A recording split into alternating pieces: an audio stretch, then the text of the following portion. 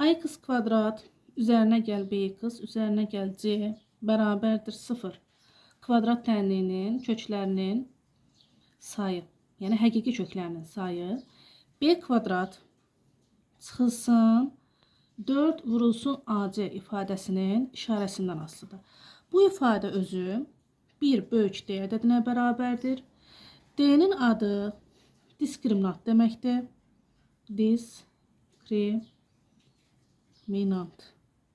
Diskriminant latın sözü olub, fərqləndirici aid edici deməkdir. Deməli, kvadrat tənliyin köklərinin, həqiqi köklərinin sayı bax bu diskriminantdan, bu ifadədən asılıdır. D kvadrat bərabərdir, b kvadrat çıxılsın 4ac. Birincisi, əgər diskriminant böyük 0 olsa, o zaman kvadrat tənliyin iki müxtəlif həqiqi kökü var və həmin həqiqi köklər x1 bərabərdir. Mənfi b üzərinə gəl.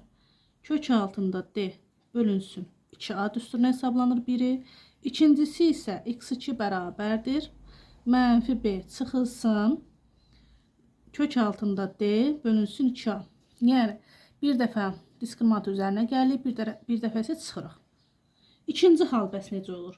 Əgər diskriminantımız bərabər 0 olsa, bərabər 0 olanda tənliyin 2 eyni kökü var və yaxud da 2 bərabər kökü var.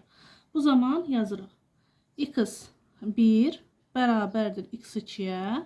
Bu da bərabərdir. Mənfi b bölünsün 2a düsturundan hesablanır. Yəni burada diskriminant 0 olduğuna görə mənfi b-nin üzərinə 0 gələndə də elə mənfi b alınır. Mənfi b-dən 0 çıxanda da elə mənfi b alınır. Ona görə də diskriminant 0-a bərabər olanda kökləri biz bu düsturuna hesablayırıq.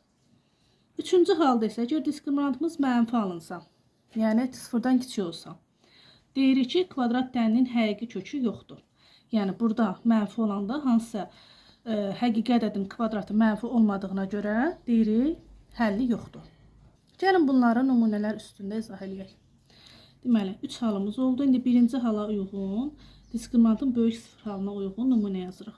2x-in kvadratı çıxılsın 3x, çıxılsın 5. Bərabər 0. Buradan a-nın qiyməti 2-dir. B-nin qiyməti mənfi 3-dür. C-nin qiyməti mənfi 5-dir. D bərabərdir. B-nin kvadratı çıxılsın 4ac. B-miz mənfi 3-dür. Yəni mənfi 3-ün kvadratı çıxılsın. 4 vurulsun. A-mız 2-dir. C-miz isə mənfi 5-dir. Mənfi 3-ün kvadratı eləyir müsbət 9. Mənfi 4-ü 2-yə vuranda mənfi 8. Mənfi 8-i mənfi 5-ə vuranda isə müsbət 40. Toplayanda eləyəcək 49. 49 0-dan böyük olduğuna görə deyirik ki, 2 müxtəlif həqiqi kökü var. Deməli, bax bu düsturların ikisində tətbiq etməliyik. İndi yazıram. x1 bərabərdir. Mənfi b üzərinə gəl. Kök altında d bölünsün 2a. Və hesablayıram. B-imizin qiyməti mənfi 3-dür. Amma qarşıdakı mənfini yazmalıyam. Mənfi 3 üzərinə gəl. Kök altında 49 bölünsün 2 vur. A-mızın da qiyməti 2-dir. Mənfi 3 bir-birini müsbət eləyir. Müsbət 3 üstə gəl. 49-dan kökdən 7 çıxır. 2-ni 2-yə vuranda isə cavabımız eləyir 4. 10 bölünsün 4. Onu da 4-ə böləndə cavabımız eləyəcək 2,5. X2-ni taparkən isə burada çıxmalıyıq. Yenə də eyni hesablamaları eləyirik. Sadəcə burada diskriminantı çıxırıq. Mənfi 3 çıxılsın. Kök altında 49 bölünsün 2 vurulsun 2. Bu yenə bizə müsbət 3 verir. Çıxılsın yazıram. 49-dan kökdən 7 çıxır. 2-ni 2-yə böləndə 4. 3-dən çıxanda 7-ni mənfi 4. Mənfi 4-ü 4-ə böləndə isə cavabımız eləyəcək mənfi 1. İndi ikinci hala baxaq. Diskriminantın bərabər 0 olması halına baxaq. Bunun da nümunəsini yazaq. Məsələn, 4x-in kvadratı üstə gəl 12x üstə gəl 9 bərabər 0 kvadrat tənliyi verilib bizə. A-nın qiyməti burada 4-dür.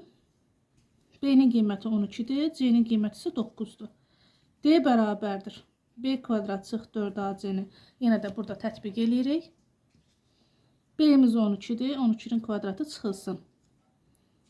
4 vurulsun. A-nın qiyməti 4'tü vurulsun 9. 12'nin kvadratı eləyir 144.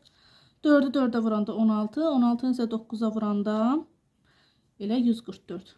Baxın, diskriminant halında 0. 0 halında hansı düsturdan istifadə edəcəyik? Baxın, bu düsturdan istifadə edəcəyik. Yəni yazıram, x1 bərabərdir x2. Bu da bərabərdir. Mənfi b bölünsün 2a. Mənfi b-mizin qiyməti 12'dir. 2 vurulsun, a-mızın qiyməti 4'dür. Mənfi 12 bölünsün 8. İxtisar aparsaq əgər 4'ə 2, burada mənfi 3. Mənfi 3 2'yə bölündə mənfi 1,5. Üçüncü hal, diskriminantın 0'dan kiçik olduğu hala nümunəyə baxaq.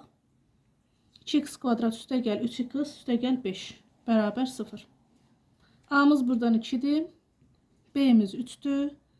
C-miz isə 5'dir. D bərabərdir. B kvadrat çıx 4ac. Yəni 3'ün kvadratı çıxılsın 4 vurulsun. A 2'dir. C də 5'dir. 3'ün kvadratı 9 eləyir.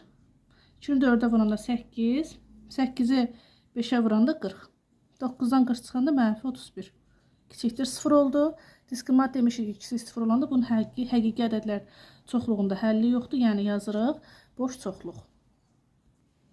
Bura həmçinin yazaq. Həqiqi kökü yoxdur. Yəni əslində bu tənliyin diskriminant 0 olanda bunun kompleks müstəvidə, kompleks ədədlər çoxluğunda kökü var. Amma həqiqi ədədlər çoxluğunda kökü yoxdur. Bir kvadrat tənliklər haqqında da danışaq. Bir kvadrat tənliklər nədir?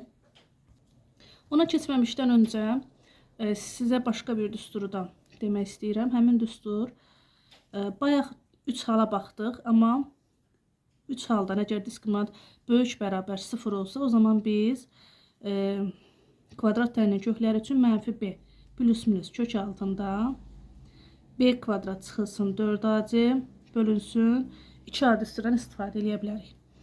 Bu hansı halda olur? Diskriminant böyük bərabər 0 olan halda. Yəni həm diskriminant böyük 0 olanda, həm də bərabər 0 olanda kvadrat tənliyin köklərini tapmaq üçün bu düsturdan istifadə edə bilərik. Amma bu düsturu əzbərləmə məcbur deyilsiniz. Bundan öncə, yəni bayaq izah elədiyim 3 hala baxırsınız. Böyük 0, kiçik 0 və bərabər 0 olanda hansı hala, hansı düstur uyğun gəlirsə, o düsturların birindən istifadə etmək mümkündür.